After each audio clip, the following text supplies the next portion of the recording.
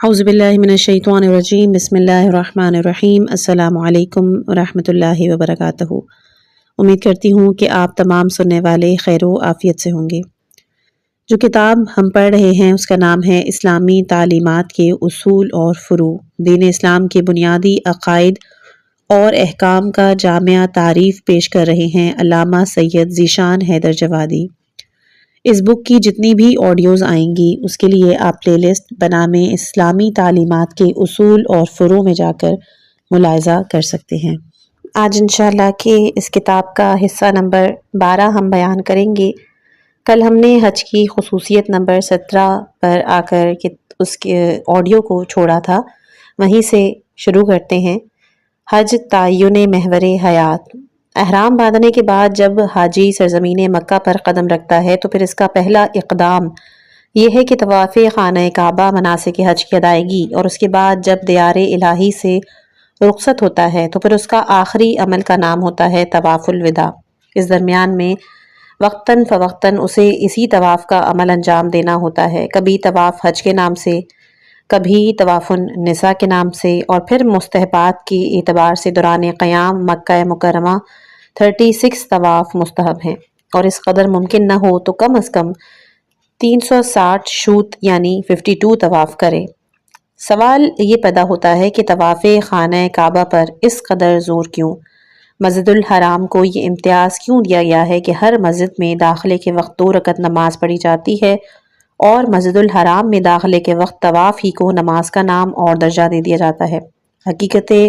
अमर ये है कि ये भी मुसलमान की ज़हनी तरबियत का एक बेहतरीन मुरक्का और अजीम तरीन उनसर है कि जहाँ इंसान को ये एहसास दिलाया जाता है कि ये ज़िंदगानी दुनिया एक मुसलसल सफ़र और गर्दिश है। इसमें ठहराव मौत और फ़ना की निशानी है। इसकी कैफियत में गर्दिश इसीलिए पाई जाती है कि इसकी साख्त ही कुर्दी शक्ल की है, और कुरे के गिर्द इंसान कितना ही ख़त्ते मुस्तकीम पर चलने की कोशिश करे, दर हकीकत उसका सफ़र एक गर्दिश है, ख़त्ते मुस्तकीम पर सैर नहीं है। और जब सारी ज़िंदगी गर्दिश ही का नाम है तो फिर गर्दिश के लिए एक महवर और मरकज़ का होना ज़रूरी है। ख़त्ते मुस्तकीम पर सफ़र और दायरे के गिर्द गर्दिश करने का बुनियादी फ़र्क यही है कि ख़त्ते मुस्तकीम में नुक्ता इब्तदा नुक्ता इंतहा से अलग होता है, और इंसान एक जगह से हरकत करके दूसरी जगह का तसव्वुर करता है, लेकिन दायरे की शक्ल इससे बिल्कुल मुख्तलिफ है। यहाँ नुक्ता आगाज़ व अंजाम एक होता है, और इस एतबार से सैर की कोई कीमत नहीं। यहाँ सैर की कुल अहमियत उस महवर से वाबस्ता है कि जिसके गिर्द गर्दिश की जाती है, कि जब तक महवर सलामत है गर्दिश उसके गिर्द है, सैर सही है और नतीजा खेज है। और जब सैर अपने महवर से हट जाएगी तो फिर बेमाना होने के साथ तबाही खेज भी हो जाएगी। हज बैतुल्लाह मुसलमानों को यही सबक देना चाहता है कि तेरा महवर हयात खाना खुदा है। जब तक तेरी गर्दिश फ़िक्र अमल का महवर यही रहेगा, सलामती महफूज रहेगी और हरकत नतीजा खेज होगी। और जब ये महवर हाथ से निकल जाएगा तो तबाही और बर्बादी के अलावा कुछ हाथ नहीं आएगा। 18 है सही जस्तजुए आब हयात। हज बैतुल्लाह के आमाल में एक अमल है सफ़ा और मरवा के दरमियान सही करना। ये सही इस मौके की यादगार है कि जब जनाब हाजरा अपने फ़र्जंद इस्माईल अलैहिस्सलाम के लिए पानी तलाश कर रही थीं, और शिद्दत इस्तराब के आलम में कभी इस पहाड़ी पर जाती, कभी उस पहाड़ी पर, कभी तलाश आब में आगे निकल जाती, कभी पलट कर अपने फ़र्जंद की ज़िंदगी का जायज़ा लेती। कुदरत को हाजरा की ये अदा इस कदर पसंद आई कि इस अंदाज़े दोष को अरकान हज में शामिल कर दिया, और इसे क़यामत तक के लिए सिर्फ औरतों का नहीं बल्कि मर्दों का भी फरीज़ा बना दिया। और शायद इसका राज ये था कि ये एक बच्चे के लिए पानी की तलाश नहीं बल्कि एक नबी खुदा की ज़िंदगी के तहफ़्फ़ुज़ का इंतज़ाम था। और फिर ये तलाश भी दर हकीकत पानी की तलाश नहीं थी बल्कि आब हयात की तलाश थी, इसलिए कि इस वक्त इस्माईल अलैहिस्सलाम सिर्फ प्यासे नहीं थे बल्कि उनकी ज़िंदगी ख़तरे में थी, और वो मौत और हयात की कशमकश से गुज़र रहे थे। कुदरत का ये उसूल है कि वो ऐसे किसी अमल को फ़ना नहीं होने देती, इसलिए कि ऐसे आमाल की याद से हौसलों को क़ुव्वत मिलती है, कुर्बानी के जज्बात को फ़रोग़ हासिल होता है। जिस तरह कि उसने लाखों मुखालिफतों के बावजूद صفات تاریخ سے حضرت ابو طالب علیہ السلام کے خدمات کو محو نہیں ہونے دیا۔ ان کے کفر کا ڈھنڈورا پیٹنے والے بھی ان کی خدمات کا انکار نہ کر سکے، برابر اس امر کا اعتراف کرتے رہے کہ ابو طالب علیہ السلام نے سرکار دو عالم صلی اللہ علیہ وآلہ وسلم کی زندگی کا اس وقت تحفظ کیا ہے کہ جب عالم اسلام میں صحابیت کا تصور بھی نہیں تھا، اور سرکار دو عالم صلی اللہ علیہ وآلہ وسلم نے رسالت کا اعلان بھی نہیں کیا تھا۔ حضرت ابو طالب علیہ السلام نے سرکار دو عالم صلی اللہ علیہ وآلہ وسلم کے عقد میں خطبہ پڑھ دیا تو وہ خطبہ مستحبات اسلام میں شامل ہوا۔ ابو طالب علیہ السلام نے سرکار کو تجارت کے راستے پر لگا دیا تو پھر تاجر حبیب اللہ کے لقب کا حقدار ہو گیا۔ پروردگار نے رزق کے 9 حصے اسی تجارت میں رکھ دیے، اور حقیقت امر بھی یہی ہے کہ عالم اسلام کی کل دولت کا حساب کر لیا جائے تو سرکار نے مال ختیجہ سے تجارت کر کے امت اسلامیہ کے لیے جو رزق فراہم کیا تھا وہ تمام امت کے اموال کے 9/10 سے بھی زیادہ تھا۔ حج بیت اللہ آج بھی مسلمانوں کو آواز دے رہا ہے کہ اس منزل پر قدم رکھو تو اس تصور کے ساتھ آؤ کہ گویا خضر آب حیات کی تلاش میں نکلے ہیں، یا ہاجرہ ایک ذمہ دار مذہب کی زندگی کے وسائل تلاش کر رہی ہیں تاکہ تمہیں بھی مذہب کی زندگی کے اسباب کا شعور پیدا ہو اور اس راہ میں اپنی تمام امکانی کوشش صرف کرو، چاہے پہاڑوں اور وادیوں کا چکر ہی کیوں نہ لگانا پڑے۔ پھر دیکھو کہ قدرت کس آب حیات سے نواز کر تمہیں بقائے دوام عطا کر دیتی ہے۔ 19واں ہے حج وسیلہ استجابت دعا۔ حج بیت اللہ انسان کو اخلاص عمل کی دعوت دینے کے ساتھ یہ اعتماد بھی عطا کرتا ہے کہ پروردگار کسی کی محنت کو ضائع نہیں کرتا، ارکان حج کے دوران کی گئی دعاؤں کو ضرور قبول کر لیتا ہے۔ ارکان حج کے دوران اس کی متعدد مثالیں پائی جاتی ہیں، لیکن سب سے عظیم مثال صفا اور مروہ کے درمیان صحیح کی ہے کہ جہاں بظاہر ہاجرہ دوڑ رہی تھیں، ان کے لب پر کوئی دعا نہ تھی، لیکن حقیقتاً ان کا وجود سراپا التماس بنا ہوا تھا۔ ان کا ہر قدم ایک حرف دعا کی حیثیت رکھتا تھا، جس کا مدعا بظاہر صرف اتنا تھا کہ چند قطرے پانی کی دستیاب ہو جائیں تاکہ اپنے بچے کی زندگی کا تحفظ کرے، لیکن قدرت نے اس غیر حرفی دعا کو اس انداز سے قبول کیا کہ ایک پورا چشمہ جاری کیا جس کا سلسلہ آج تک جاری ہے۔ کروڑوں انسانوں کے سیراب ہونے کے بعد بھی تمام نہیں ہوا۔ اب سوال یہ پیدا ہوتا ہے کہ اتنی مختصر سی طلب پر اتنا مفصل جواب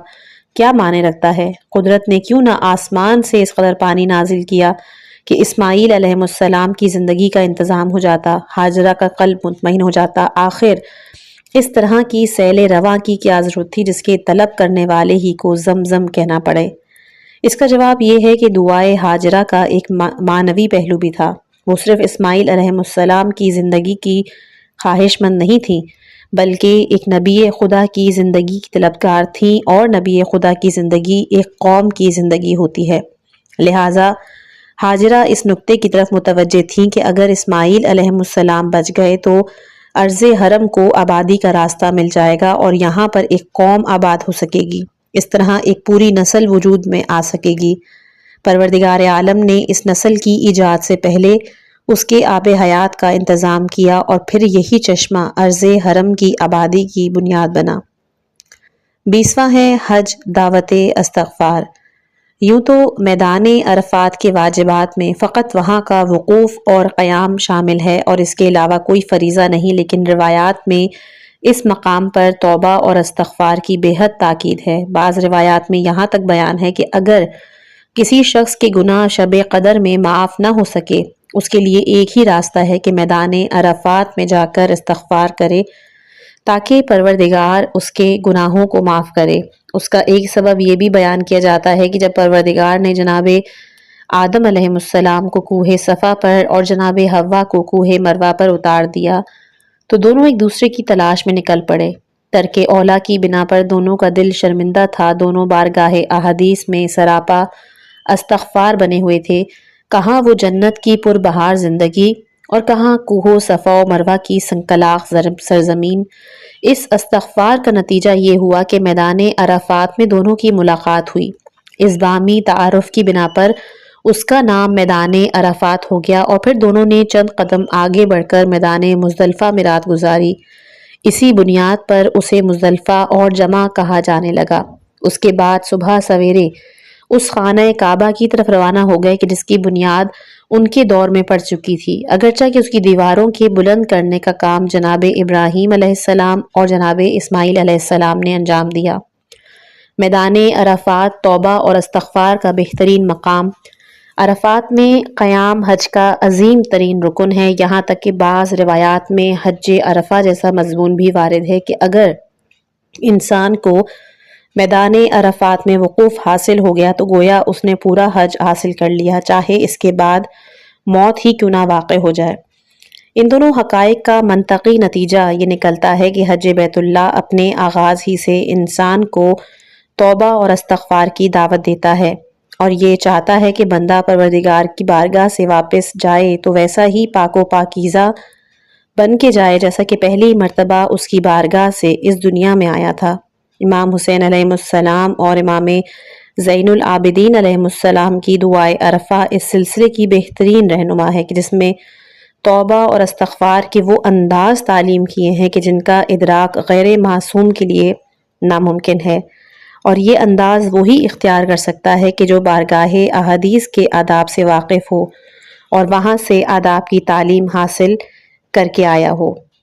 ایک قصہ ہے، پروردگار عالم نے جس دن حضرت اسماعیل علیہ السلام اور جناب ہاجرہ کو عرض حرم پر قیام کرنے کا حکم دیا اور جناب ابراہیم علیہ السلام نے دونوں کو لا کر اس بیابان میں چھوڑ دیا، اس دن حضرت ابراہیم علیہ السلام نے صورتحال کی ترجمانی ان الفاظ میں کی تھی کہ خدایا میں نے اپنی ذریت کو ایک وادی غیر زرع میں تیرے گھر کے زیر سایہ یعنی تیرے سہارے چھوڑ دیا ہے، اب یہ تیری ذمہ داری ہے کہ مادی اعتبار سے ان کی غذا کا انتظام کرے اور معنوی اعتبار سے لوگوں کے دلوں کو ان کی طرف جھکا دے۔ پروردگار خلیل کی دعا کو رد نہیں کر سکتا، پروردگار خلیل کی دعا کو رد نہیں کر سکتا تھا، اس نے ان دونوں کی زندگی کا انتظام کیا، لیکن ایک بنیادی مسئلہ باقی رہ گیا، اس علاقے کی آباد کاری کا ذریعہ کیا ہوگا اور یہاں آباد ہونے والوں کا ذریعہ معاش کیا ہوگا۔ چنانچہ اس نے اس مسئلے کو حل کرنے کے لیے ابراہیم علیہ السلام کو حج کی آواز لگانے کا حکم دیا اور سارے عالم انسانیت کو اس ایک نقطے پر جمع کیا۔ اس طرح اس علاقے کی اجتماعی حیثیت تو ظاہر ہو گئی، لیکن اقتصادی مسئلہ پھر باقی رہ گیا۔ قدرت نے اعمال اور ارکان حج میں قربانی کو شامل کر دیا کہ مکے والوں کا ایک آسان ترین ذریعہ معاش یہ ہے کہ سال بھر صحراؤں میں جانور چرائیں اور حج کے موقع پر ان جانوروں کو فروخت کر کے سال بھر کے آذوقے کا انتظام کریں اور پھر یہ شکایت نہ کریں کہ وادی غیر زرع میں آمدنی کا ذریعہ کیا ہوگا۔ حقیقت امر یہ ہے کہ اس قربانی سے فقط اہل مکہ کے اقتصادیات کا علاج نہیں ہوتا، بلکہ آج دنیا کے کتنے صحرا نشین افراد ہیں کہ جن کی معیشت فقط حج کی قربانی کے دم پر چل رہی ہے اور ایک دن میں ان کے سال بھر کے اخراجات کا انتظام ہو جاتا ہے۔ پروردگار نے سچ ہی فرمایا ہے کہ یہ گھر بابرکت اور عالمین کے لیے ہدایت ہے۔ 22ویں خصوصیت ہے حج امتحان نفسیات۔ انسان کی خوبیوں یا کمزوریوں میں یہ بات بھی شامل ہے کہ اسے اپنے جسم کی آرائش اور زیبائش سے بے حد دلچسپی ہوتی ہے۔ جمالیاتی احساس انسانی زندگی کا عظیم ترین ذخیرہ ہے۔ انسان جمالیاتی احساس سے محروم ہو جائے تو پھر اس کا شمار جمادات اور نباتات یا پھر حیوانات میں ہونے لگے گا اور وہ انسانیت سے خارج ہو جائے گا۔ دین اسلام نے جمال کو محبوب ترین شے قرار دیا اور پھر صاف الفاظ میں اعلان کیا کہ اللہ جمیل ہے اور جمال کو دوست رکھتا ہے۔ اسلام کا سارا انقلاب مفاہیم سے تعلق رکھتا ہے۔ اس نے ایک لغت ساز کی طرح الفاظ نہیں ایجاد کیے بلکہ ایک انقلابی تحریک کی طرح الفاظ کے معنی تبدیل کیے اور ہر قالب کو ایک نئی روح عنایت کی۔ اس کی نظر میں لفظ جمال وہی لفظ ہے کہ جو لغت عرب میں موجود تھا اور مسلسل استعمال ہو رہا تھا، لیکن مفہوم کے اعتبار سے اس کے پاس جمال کا ایک اعلیٰ ترین مفہوم تھا کہ جو پروردگار پر بھی منطبق ہو سکتا تھا۔ اس نے اسی مفہوم کو محبوب قرار دیا کہ جس طرح پروردگار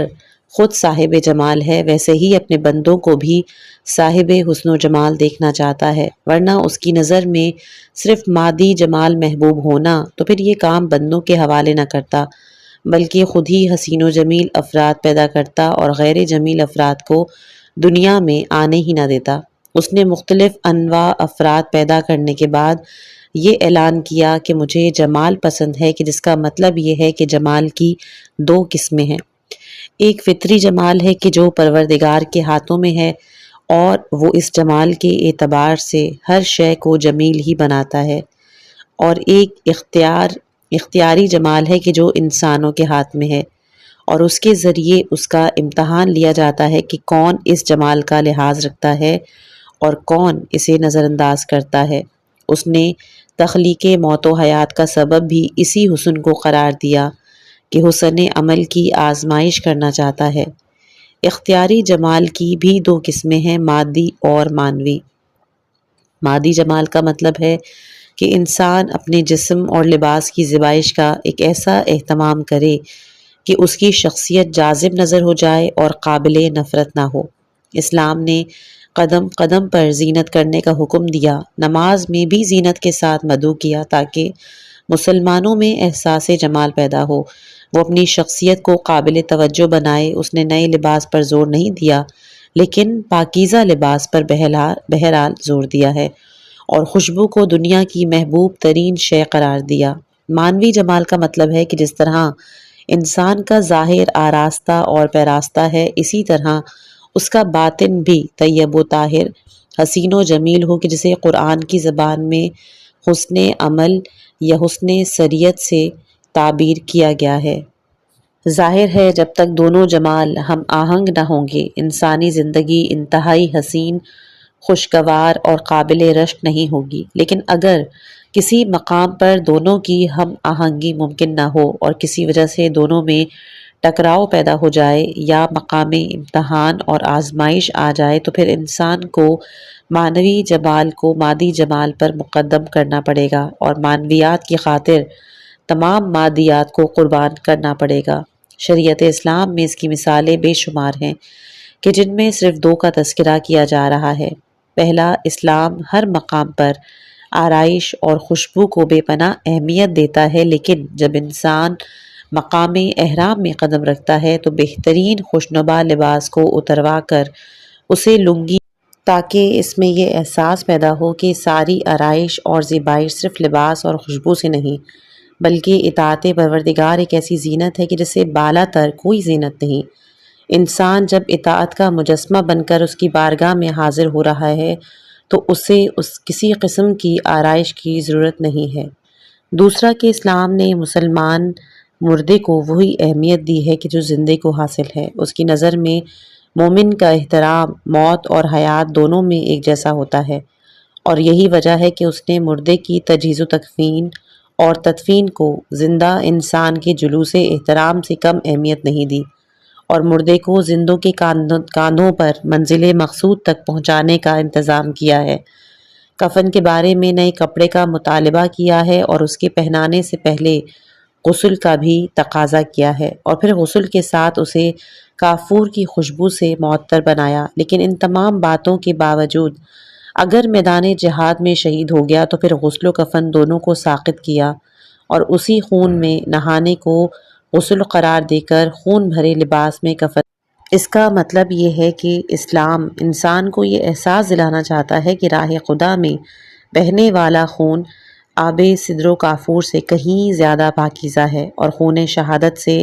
رنگین لباس نئے اور صاف کفن سے کہیں زیادہ خوبصورت اور آراستہ دکھائی دیتا ہے، تاکہ انسان مسلم میں جمالیات کا نیا شعور پیدا ہو اور وہ راہ خدا میں ہر طرح کی قربانی دینے کے لیے تیار ہو سکے۔ حج بیت اللہ کے موقع پر سر منڈوانے کا حکم بھی انسان کے اسی شعور جمالیات کا ایک امتحان ہے کہ انسان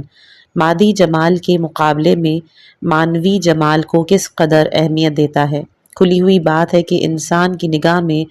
اس کے وجود کا اہم ترین عنصر اس کے سر کے بال ہیں، اور یہی وجہ ہے کہ عصر حاضر میں جمالیات کا 75% انحصار بالوں پر کیا جاتا ہے اور پھر ساری آرائش کا بھی تعلق انہی بالوں سے ہوتا ہے۔ چہرے کا میک اپ لحظاتی ہوتا ہے،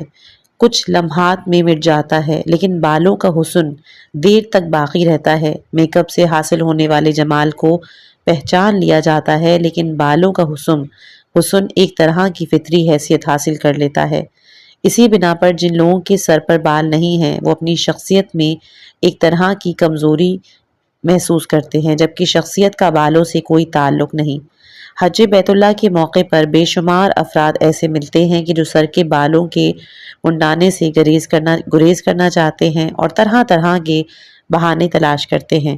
ان کا خیال یہ ہوتا ہے کہ اس طرح انسان کا حسن ختم ہو جائے گا اور وہ سماج کو منہ دکھانے کے قابل نہیں رہ جائے گا۔ تو کیا پروردگار اپنے مہمانوں کی یہی ضیافت کرنا چاہتا ہے کہ اس کی بارگاہ سے نکلیں تو سماج میں کسی کو منہ دکھانے کے قابل نہ رہ جائیں اور ان کا سارا حسن و جمال چھین کر انہیں ان کے وطن واپس کر دیا جائے؟ ہرگز نہیں۔ ارحم الراحمین پروردگار اکرم الاکرمین میزبان کے بارے میں ایسا تصور بھی نہیں کیا جا سکتا۔ تو پھر آخر اس کا فلسفہ کیا ہے؟ اسلام حج بیت اللہ کرنے والے کو اس شکل میں کیوں دیکھنا چاہتا ہے؟ حقیقت امر یہ ہے کہ یہ بھی مادیات اور معنویات کے ٹکراؤ میں معنویات کو مقدم کرنے کی ہی ایک قسم ہے۔ اس کے ذریعے پروردگار انسان کو یہ احساس دلانا چاہتا ہے کہ اولاً تو حسن و جمال کا واقعی معیار یہی ہے کہ شخصیت محبوب کی نظر میں قابل توجہ بن جائے۔ تو اگر بندہ مومن مجھے اپنا محبوب حقیقی قرار دیتا ہے تو جو شکل مجھے پسند ہوگی وہی اختیار کرنا پڑے گی۔ دنیا کے نظریات اور اہل دنیا کی مرضی کو نگاہ میں رکھنے کے بعد محبت الہی کا دعویٰ ایک فریب نفس کے علاوہ کچھ نہیں۔ دوسری بات یہ بھی ہے کہ یہ احساس جمالیات کی آزمائش کا بہترین موقع ہے کہ جہاں انسان کا امتحان یوں لیا جاتا ہے کہ وہ حسن مادی کو زیادہ اہمیت دیتا ہے یا پھر حسن اطاعت اور حسن عمل کو۔ یہی امتحان وہ ہے کہ جہاں بشریت کی قدر و قیمت کا اندازہ ہوتا ہے اور صاحبان ایمان کی دنیا عام انسانی دنیا سے الگ ہو جاتی ہے۔ حلق کے موقع کو قربانی کے بعد رکھنے کا بھی غالباً فلسفہ یہی ہے کہ پہلے مرحلے پر مالیات کی قربانی ہے، دوسرے مرحلے پر جمالیات کی قربانی۔ انسان کو نہایت آسانی سے آزما لیا جاتا ہے کہ وہ دوسرے کا گلا کاٹنے میں کس قدر فرحت محسوس کرتا ہے اور اپنے بال کاٹنے کو کس قدر تکلیف دہ عمل تصور کرتا ہے۔ یہ تصور در حقیقت ایمان کی کمزوری کی علامت ہے اور اس طرح انسان کو محسوس کرا دیا جاتا ہے کہ وہ صرف لباس احرام پہن لینے سے بندہ مخلص نہیں ہو جاتا، اس کے لیے جذبات، احساسات، مالیات اور جمالیات ہر طرح کی قربانی درکار ہے اور اس کے بغیر انسان کا ایمان مکمل نہیں۔ اگلی خصوصیت ہے حج تعظیم شاعر اللہ۔ دنیا کی ہر عظیم شخصیت کے ساتھ کچھ چیزیں اس طرح وابستہ ہو جاتی ہیں کہ انہیں شخصیت کی علامت تصور کر لیا جاتا ہے۔ اسی طرح وہ شے شخصیت کے طفیل میں قابل اعزاز و احترام بن جاتی ہے۔ مذہب میں بھی ایسی چیزوں کا سلسلہ ہے کہ جنہیں شاعر اللہ سے تعبیر کیا جاتا ہے۔ یہ وہ چیزیں ہیں کہ جنہیں پروردگار نے اپنی ذات کے ساتھ وابستہ کی کہ انہیں اس کی عظمت و جلالت کی علامت بننے کا شرف حاصل ہو گیا۔ اس طرح ان کا احترام ضروری اور تقوی الہی کی نشانی بنا۔ انسانی دنیا میں انبیاء و مرسلین، اولیاء و صالحین کی یہی حیثیت ہے کہ انہوں نے اپنی ذاتی حیثیت کو ذات واجب میں ایسے فنا کیا کہ اب ان کا کوئی مستقبل وجود نہیں رہ گیا۔ ان کا چہرہ وجہ اللہ بن گیا، ان کا پہلو جنب اللہ بن گیا، ان کی زبان لسان اللہ ہے، ان کے ہاتھ ید اللہ ہیں، حد تو یہ ہے کہ ان کا نفس بھی نفس اللہ کہے جانے کے قابل ہے۔ اس طرح ان کی شخصیت مستقل شعار الہی کی ہو گئی اور ان کا احترام ہر اعتبار سے واجب اور لازم ہے۔ غیر انسانی دنیا میں بھی بہت سی چیزیں ہیں کہ جنہیں شاعر اللہ بننے کا شرف ملا، جس طرح خانہ کعبہ یا قرآن مقدس، لیکن بعض چیزیں ایسی بھی ہیں کہ جن کا شاعر اللہ ہونا واضح نہیں تھا، لہٰذا پروردگار نے انہیں خود شاعر اللہ کا نام دیا تاکہ انسان ان کی حیثیت اور عظمت کی طرف متوجہ ہو اور انہیں اس طرح محترم قرار دے جس طرح دیگر شاعر اللہ کو قابل احترام قرار دیا جاتا ہے، اور انہی چیزوں میں قربانی کا جانور، صفا اور مروہ کی پہاڑیاں بھی شامل ہیں، اور انہیں شاعر اللہ کا درجہ دیا اور ان کے احترام کو علامت تقوی قرار دیا ہے۔ اس اعتبار سے یہ بات بالکل واضح ہو جاتی ہے کہ حج بیت اللہ سے بہتر تعظیم شاعر اللہ کا کوئی موقع اور مظہر نہیں۔ حج کے موقع پہ سیرت انبیاء، اولیاء، صالحین پر بھی عمل ہوتا ہے، اور کعبہ محترم کا بھی طواف ہوتا ہے۔ اس کے اعمال و ارکان میں صفا اور مروہ کی سعی بھی شامل ہے، قربانی کے جانور کا ذبیحہ بھی ہے، اور اس طرح تعظیم شاعر اللہ کے چاروں عناصر ایک موقع پر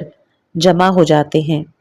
اور انسان تقوی کی بلند ترین منزل پر پہنچ جاتا ہے کہ جہاں دنیا کی تمام مشکلات حل ہو جاتی ہیں اور آخرت میں جنت قریب تر بنا دی جاتی ہے۔ صفا و مروہ اور شتر قربانی کے شاعر اللہ میں شامل ہونے سے یہ بات واضح ہو جاتی ہے کہ تعظیم کا ہمیشہ وہ مفہوم نہیں ہے کہ جو عرف عام میں خیال کیا جاتا ہے، ورنہ صفا مروہ، اونٹ کو بوسہ دینا، آنکھوں سے لگانا واجب ہوتا اور اس کی قربانی تعظیم شاعر اللہ کے خلاف ہوتی۔ حالانکہ ایسا ہرگز نہیں، بلکہ صفا اور مروہ کے درمیان سعی کرنا ہی تعظیم شاعر اللہ ہے، اور شتر قربان کو نہر کر، اور اس طرح اسلام نے یہ واضح کر دیا ہے کہ جس طرح اس نے تمام الفاظ کو ایک نئے مفہوم سے آشنا بنایا ہے، اسی طرح اس کی یہاں تعظیم کا بھی اپنا ایک مفہوم ہے، اور وہ اسی مفہوم کی روشنی میں اعمال کی تعین کرتا ہے اور انسان سے اعمال کا مطالبہ کرتا ہے۔ اس کے نظام میں کسی کو دخل دینے کا حق نہیں، اور نہ کوئی اپنے خود ساختہ فردی یا اجتماعی نظام کو ان کے اوپر مسلط کر سکتا ہے۔ 24واں ہے حج تربیت طویل المدت۔ یوں تو دین اسلام ایک مکمل نظام تربیت ہے، اس کا بنانے والا رب العالمین ہے، اور اس کے قرآن کی شان تنزیل من رب العالمین ہے کہ جس کے ذریعے عالم انسانیت کی جسمانی، ذہنی، مادی، معنوی اور روحانی ہر طرح کی تربیت کا انتظام کیا گیا ہے۔ اس کے تمام اعمال اور عبادات میں واجبات اور محرمات کا سلسلہ ایک نظام تربیت ہی کا نمونہ ہے کہ جس میں واجبات کے ذریعے اعمال کا مطالبہ کیا گیا ہے، محرمات کے ذریعے برائیوں پر پابندی عائد کی گئی ہے، لیکن عام طور سے یہ نظام دیگر عبادات میں مختصر ہے۔ نماز کے دوران یہ کام صرف چند منٹوں کا ہے، روزے میں چند گھنٹے پابند کیے جاتے ہیں۔ اس کا سلسلہ اگرچہ کہ ایک ماہ تک جاری رہتا ہے، لیکن اس کی پابندیاں محدود ہوتی ہیں۔ مثال کے طور پر جب جنسی تحریک کا وقت آتا ہے تو پھر رات آتے ہی جنسی تعلقات آزاد کر دیے جاتے ہیں۔ جب شام تک بھوک اور پیاس اپنے شباب کو پہنچ جاتی ہے تو پھر مغرب کی اذان کے ساتھ کھانے پینے کو آزاد کر دیا جاتا ہے۔ پھر پابندی بھی صرف چند چیزوں کی ہوتی ہے، نہ شکار کرنا حرام ہے، نہ عورت کو بوسہ دینا، اس پہ نظر کرنا حرام ہے، نہ نکاح کرنا حرام ہے، نہ نکاح میں شرکت کرنا حرام، نہ خوشبو کا استعمال حرام ہے، نہ سرما لگانا، نہ زینت کرنا حرام ہے، نہ موزے پہننا حرام، نہ سائے میں چلنا حرام ہے، نہ سلے ہوئے کپڑے کا پہننا حرام، نہ بحث و مباحثہ حرام ہے، نہ قسم کھانا حرام ہے، نہ بالوں کا کاٹنا حرام ہے، نہ سر کا ڈھانپنا حرام، نہ خون نکالنا حرام ہے، اور نہ ہی دانت کو اکھاڑنا حرام ہے، نہ ناخنوں کا کاٹنا حرام ہے، نہ اسلحہ اٹھانا حرام ہے۔ لیکن حج بیت اللہ کے موقع پر یہ تمام امور حرام ہیں، اور ان کا سلسلہ کئی دن تک مسلسل جاری رہتا ہے کہ جس سے اندازہ ہوتا ہے کہ اسلام کے نظام تربیت میں جو حیثیت حج بیت اللہ کی ہے وہ کسی عمل کو حاصل نہیں۔ دوسرے لفظوں میں یوں کہا جائے کہ دور حاضر میں کیمپ لگا کر تربیت کرنے کا جو نظام سینکڑوں سال کے اجتماعی تجربات کے بعد دریافت ہوا ہے، اسے حج بیت اللہ نے 1400 برس پہلے متعارف کرایا تھا، اور اس طرح صرف ایک مدرسہ یا کالج کے طلاب اور ایک کچھ ہی سن و سال کے افراد یا ایک صنف کے مصادیق نہیں، بلکہ تمام مکاتب فکر، تمام اصناف بشر، تمام سن و سال کے افراد کو ایک موقع پر جمع کر کے وہ روحانی اور معنوی فضا فراہم کر دی تھی کہ جہاں انسان تمام دنیا مافیا سے کنارہ کش ہو کر جلوہ ربوبیت میں گم ہو جائے۔ 25واں ہے حج احترام ارض حرم۔ حج بیت اللہ کے محرمات کی دو قسمیں ہیں۔ پہلی ہے کہ بعض محرمات کا سلسلہ احرام کے خاتمے کے ساتھ ہی ختم ہو جاتا ہے، اور بعض محرمات کا تعلق عرض حرم سے ہے جس کا سلسلہ احرام کے بعد بھی باقی ہے۔ فرق صرف یہ ہے کہ احرام انسان کو اس نقطے کی طرف متوجہ کرتا ہے اور اس میں اس شعور کو مکمل طور پہ بیدار کرتا ہے۔ مثال کے طور پر عرض حرم پر شکار کرنا حالت احرام میں بھی حرام ہے اور بعد احرام بھی جائز نہیں، اس لیے کہ پروردگار نے اس علاقے کو علاقہ امن قرار دیا اور یہاں انسانوں کی طرح جانور بھی محفوظ ہیں، بلکہ عرض حرم پر اگنے والے درختوں کا کاٹنا اکھاڑنا بھی جائز نہیں، انہیں بھی ایک طرح کا تحفظ حاصل ہو گیا۔ البتہ اگر درخت آدمی نے خود لگایا ہے یا درخت پھل وغیرہ کا ہے یا کسی کے گھر کے اندر نکل آیا ہے تو پھر اس کا کاٹنا مالک کے واسطے جائز ہے کہ وہ عرض حرم کی پیداوار نہیں، ورنہ جب تک عرض حرم کی پیداوار کہا جائے گا اسے ہاتھ لگانا، اس کا اکھاڑنا یا اس کو کاٹنا جائز نہیں ہے۔ عرض حرم کی تیسری حرمت یہ ہے کہ اگر کوئی شخص حرم سے باہر جرم کر کے حرم کی حدود میں آ جائے تو اس پر حد جاری نہیں ہوتی، نہ اس سے قصاص لیا جا سکتا ہے، اور جب تک عرض حرم سے وہ باہر نہ نکل جائے۔ یہ اور بات ہے کہ اس کا دانہ پانی بند کر دیا جائے تاکہ وہ باہر نکلنے پر مجبور ہو، لیکن حدود حرم کے اندر رہتے ہوئے اس پر حد جاری کر دی جائے یا اسے بطور قصاص قتل کیا جائے، یہ بات ممکن نہیں۔ بعض علماء نے حدود حرم کے اندر پڑے ہوئے مال کے اٹھانے کو بھی حرام قرار دیا ہے، لیکن باعث اختلاف ہے اور بعض حضرات کے نزدیک صرف کراہت ہے، حرمت نہیں ہے۔ بہرحال عرض حرم اپنے تقدس کی بنا پر مختلف خصوصیات کی حامل ہے کہ جس سے دنیا کے بیشتر مسلمان ناواقف ہیں، لیکن جب مسلمان حج بیت اللہ کے لیے اس سرزمین پر قدم رکھتا ہے تو اسے محرمات کے درمیان وہ محرمات کا سامنا ہوتا ہے کہ تب اسے اندازہ ہے کہ اس سرزمین کی حرمت دنیا کی تمام زمینوں سے الگ ہے، اس کا مرتبہ کچھ اور ہی ہے۔ اس طرح حج کے فوائد میں احترام عرض حرم بھی شامل ہے، اور امام حسین علیہ السلام کی عظمت کا یہی اندازہ ہوتا ہے کہ آپ نے حج مستحب کو چھوڑنا گوارا کیا، لیکن اپنے خون ناحق سے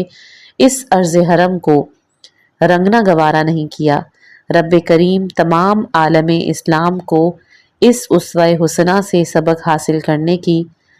توفیق عطا فرمائے۔ اگلی عبادت ہے خمس، اسلامی فرائض میں ایک بہترین فریضہ جو مالیات اور معاشیات کی دنیا میں ریڑھ کی ہڈی کی حیثیت رکھتا ہے۔ زکوٰۃ کا ایک مصرف فی سبیل اللہ اور رفع عام ضرور ہے، لیکن اس کا اختیار ہر شخص کے ہاتھ میں ہے کہ جس پر بھی زکوٰۃ واجب ہوئی وہ اپنے ثوابدید کے مطابق مال زکوٰۃ کو راہ خیر میں صرف کر سکتا ہے، اور سرکاری آمدنی سے کوئی تعلق نہیں، لیکن خمس در حقیقت ایک سرکاری آمدنی ہے کہ جس کا نصف حصہ اسلامی سرکار یعنی نبی یا امام کو دیا جاتا ہے، اور اس کے ذریعے وہ اپنے منصبی فرائض کو انجام دیتا ہے، حکومت کے بجٹ کا بندوبست کر کے تبلیغ اسلام کا نظام ترتیب دیتا ہے۔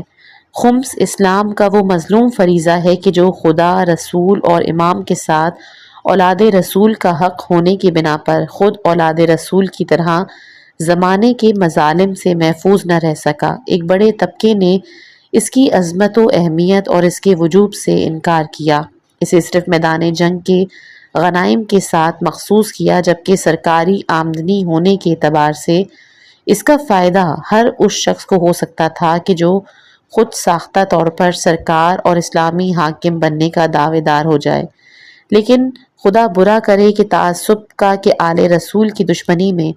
ظالموں نے اپنے فائدے کو بھی نظر انداز کیا، اور انہیں صرف اس بات کا خیال رہا کہ چاہے ہمارا نقصان ہی ہو جائے لیکن آل رسول کی زندگی کا کوئی سہارا نہ ہو۔ اس کا راز بھی یہ تھا کہ حکومت کو اپنے دیگر ذرائع پر اطمینان تھا کہ غصب کردہ مال پر سرکاری قبضہ اور اموال کی قومیانے کے نام پر سرکار کا بجٹ پورا کر لیا جائے گا اور اسے خمس کی کوئی ضرورت نہیں ہوگی۔ البتہ آل رسول کے پاس حق الہی کے علاوہ کوئی طاقتی وسیلہ نہیں ہے، لہٰذا اگر انہیں الہی حق سے محروم کر دیا جائے گا تو پھر ان کے گھر میں خود بخود فاقے ہونے لگیں گے، ان کی معاشی حالت خراب ہو جائے گی، جس کے بعد دعوت ذوالعشیرہ سے کھانے پینے کی عادی امت ان کے گرد جمع نہ ہو سکے گی اور یہ کسی طرح اقتدار یا اعتبار قائم نہ کر سکیں گے۔ خمس کو پروردگار نے بے شمار خصوصیات عنایت کی کہ جن میں سے بعض خصوصیت کا ہم یہاں پر تذکرہ کریں گے۔ پہلی خمس کی خصوصیت ہے خمس تفسیر فلسفہ مالیات۔ قرآن مجید نے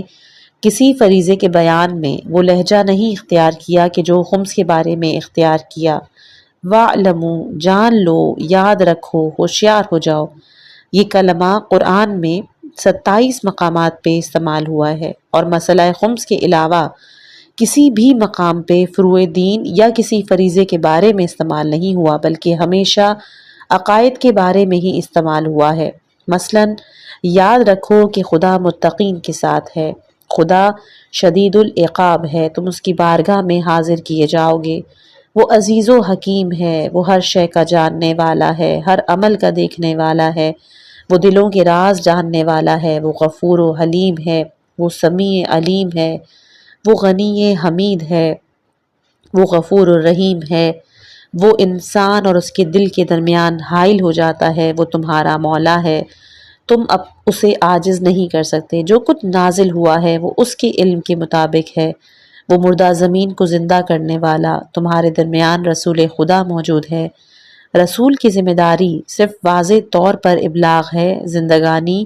دنیا لہو و لعب و زینت اور تفاخر کے علاوہ کچھ نہیں۔ تمہارے اموال اور تمہاری اولاد تمہارے لیے وجہ آزمائش ہے اور خدا کے پاس اجر عظیم موجود ہے۔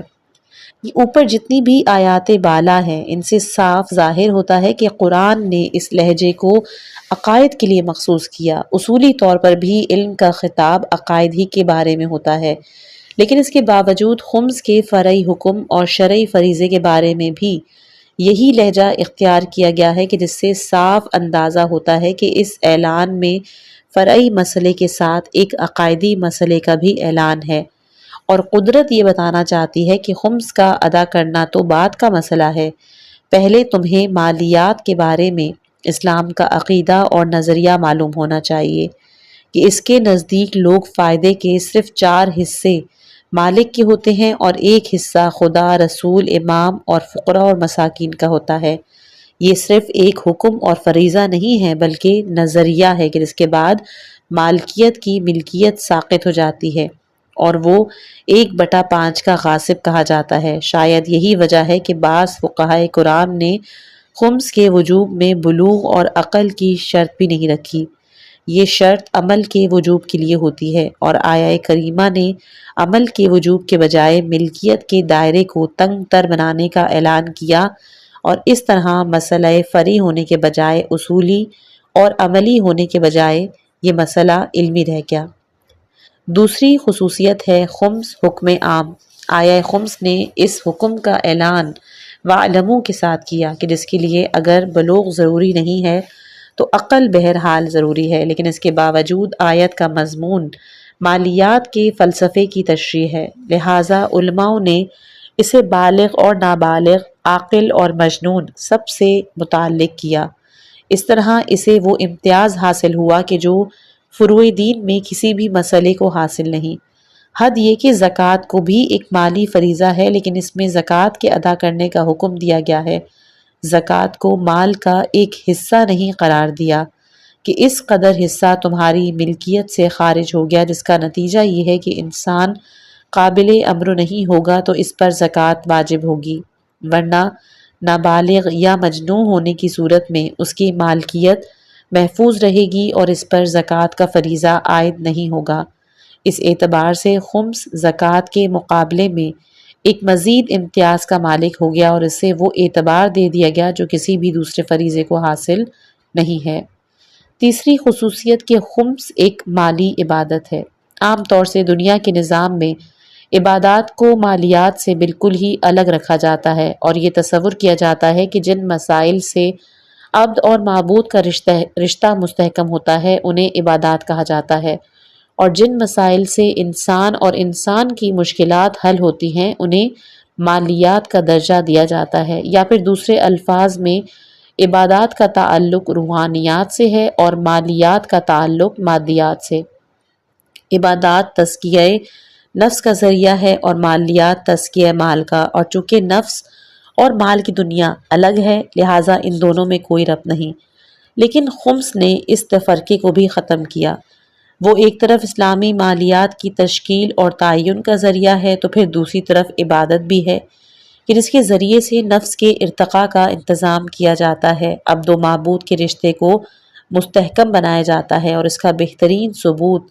خمس کے حقداروں میں خود ذات واجب کا شامل ہونا ہے کہ جب خمس کا پہلا صاحب حق خود پروردگار ہے تو ناممکن ہے کہ انسان اس حق کا تصور کرے اور رب العالمین کا تصور نہ پیدا ہو، یا اس حق کو ادا کرے اور مالک کے علاوہ کسی اور کے تصور کے ساتھ ادا کرے۔ یہ تو انسان کی انتہائی جہالت اور بدبختی ہوگی کہ وہ اپنے مال کا ایک حصہ نکال کر پروردگار کی بارگاہ میں نظر کرے اور اس کا مقصد غیر خدا کی مرضی یا اس کا تقرب ہو۔ خمس کے اس عبادی پہلو سے غفلت کا راز یہ ہے کہ یہ براہ راست پروردگار کے ہاتھ میں نہیں دیا جاتا بلکہ اس کے نمائندوں کو دے دیا جاتا ہے، اور انسان نمائندوں کی شخصیت میں گم ہو کر اصل سے غافل ہو جاتا ہے، حالانکہ قرآن کریم نے صاف اعلان کر دیا ہے کہ رسول کی بیعت خدا کی بیعت ہے، اس لیے کہ اس کا ہاتھ خدا کا ہاتھ ہے اور اس کو کوئی چوتھا ہے۔ عمومیت موارد دنیا میں عام طور پر مالیاتی نظام کا مزاج یہ ہوتا ہے کہ بعض اشیاء پر ٹیکس لگایا جاتا ہے، بعض پہ نہیں۔ اسلام میں بھی اس کی مثال ہے کہ اس نے سکوں کی بے شمار قسموں میں سے صرف سونے اور چاندی کے سکوں پہ زکوٰۃ واجب کی ہے، اور غلوں کی تمام اقسام میں سے صرف 4 غلوں پہ زکوٰۃ عائد کی۔ جانوروں کی بھی ہزاروں قسموں میں سے صرف 3 جانوروں پر زکوٰۃ واجب کی، لیکن خمس کا سلسلہ مختلف ہے۔ اس سے کہیں زیادہ عمومیت ہے کہ اس کے بعض موارد کی تعین ضرور کر دی گئی، لیکن وہ حقیقتاً ہر طرح کی آمدنی پر واجب ہے۔ کسی طرح کی بھی جائز آمدنی سال بھر کے خرچ کے بعد اگر بچ جائے تو پھر اس میں سے خمس نکالنا ہوتا ہے۔ خمس کے موارد میں غنیمت، معدنیات، غوطہ خوری، خزانہ بھی شمار ہے۔ ان کا خمس بر وقت واجب ہوتا ہے، ورنہ سال تمام کی بچت کے اعتبار سے کوئی مورد ایسا نہیں کہ جہاں خمس واجب نہ ہو، اور اس کا تعلق ہر آمدنی سے ہے کہ جس کی طرف آیا خمس میں لفظ من شیء سے اشارہ ہے کہ جس شے سے تمہیں فائدہ حاصل ہو جائے اس کا 5واں حصہ اللہ، رسول، امام اور سادات کرام کو دینا ہے۔ 5واں ہے علامت ایمان۔ آیا خمس میں یہ نقطہ بھی بہت واضح ہے کہ پروردگار نے حکم خمس کے بیان کے ساتھ یہ اضافہ کیا کہ اگر تمہارا ایمان اللہ اور اس کی اس امداد پر ہے کہ جو اس نے روز بدر نازل کی، اور اس طرح خمس کو علامت ایمان قرار دے دیا گیا کہ انسان کا اللہ پر ایمان ہوگا تو خمس ادا کرے گا، اور اللہ پر ایمان نہیں ہوگا تو نہیں ادا کرے گا، بلکہ اگر نہیں ادا کرے گا تو اس کا مطلب یہی ہے کہ اس کا ایمان اللہ پر نہیں۔ اس طرح خمس کو ایک اور امتیاز حاصل ہو گیا کہ اسلام کے تمام احکام میں صاحبان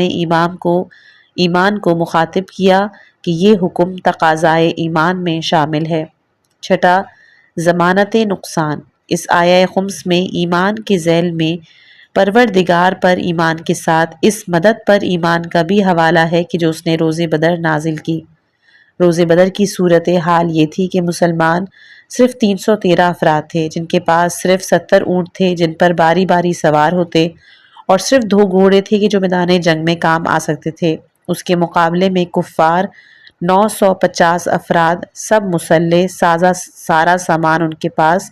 ایسے حالات میں جنگ کرنا خودکشی کے مترادف تھا، اور مسلمان فطری طور پر ایسے مقابلے کے لیے بھی تیار نہیں تھے،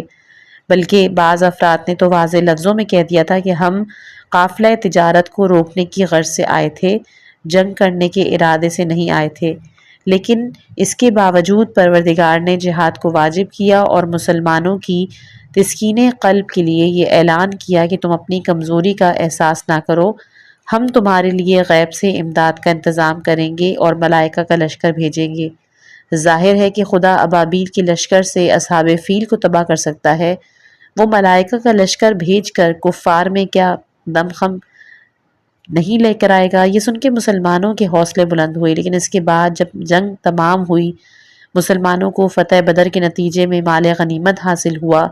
تو پروردگار عالم نے خمس کے وجوب کا اعلان کیا، اور اس اعلان میں بدر کی مدد کا حوالہ دے دیا تاکہ مرد مومن کو اطمینان رہے کہ جو پروردگار افراد اور اسلحے کی کمی کو غیبی امداد یعنی ملائکہ کے ذریعے پورا کر سکتا ہے، وہ خمس میں نکالے ہوئے مال کی کمی کو بھی پورا کرنے کا غیبی انتظام کر سکتا ہے۔ اور اس میں کوئی حیرت کی بات نہیں ہے کہ ایسی واضح تجربے کے بعد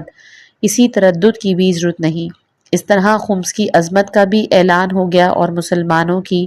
تسکین قلب کا بھی سامان ہو گیا کہ راہ خدا میں مال دینے میں کوئی تردد نہ رہ جائے۔ ساتویں خصوصیت ہے علاج حب مال کے جو ہم انشاءاللہ اپنی اگلی آنے والی آڈیو میں خداوند متعال سے دعا کرتے ہیں کہ اس کتاب کے مصنف کو جزائے خیر عطا فرمائے اور ہمیں اس کتاب سے عمل کی توفیق نصیب فرما۔ آمین یا رب العالمین۔ اپنی